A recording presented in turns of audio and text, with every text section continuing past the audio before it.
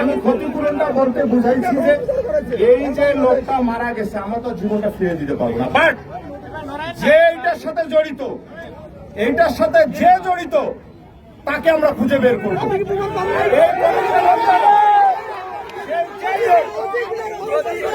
এটাই যদি কথা হয়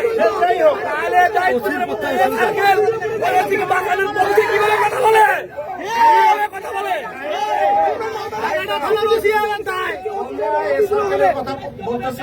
আমাকে বল, আমি এই যে গাইবান্ধা যত ঘটনা ঘটছে গত 3-4 মাসে আমার এত চাপ দিচ্ছেন কেন হাতে রেখে? সম্পর্কে তোমরা সবাই ধারণা আছে তোমাদের।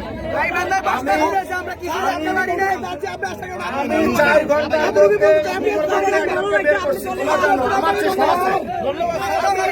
টেনশন নিবা না, এই মামলায়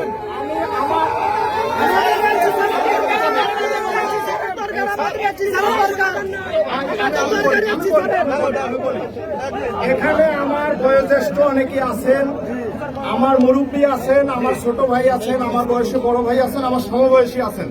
আমি কিন্তু দূরের মানুষ না, আমি কিন্তু গাইবান্ধাবাসীকে সবসময় বলে আমি তোমাদের লোক, আমি তোমাদের সাথে আছি, তোমরা আমাকে সহযোগিতা করো, আমরা কাজ করতেছি। আমি এই ভরা ফোরামেও বলি, কাজে আমার কথার যদি আপনারা মূল্য না দেন তাহলে বোধহয় আমার এখানে চাকরি করাটা মুশকিল হয়ে যাবে, কারণ আমি কিন্তু আপনাদেরই ছোট ভাই, আপনাদেরই বড় ভাই। আমি বলি যে মারা গেছে, এই মারা যাওয়ার পিছনে যারা জড়িত, আমি কথা দিচ্ছি এসপি স্যারের পক্ষে, আমি কথা দিচ্ছি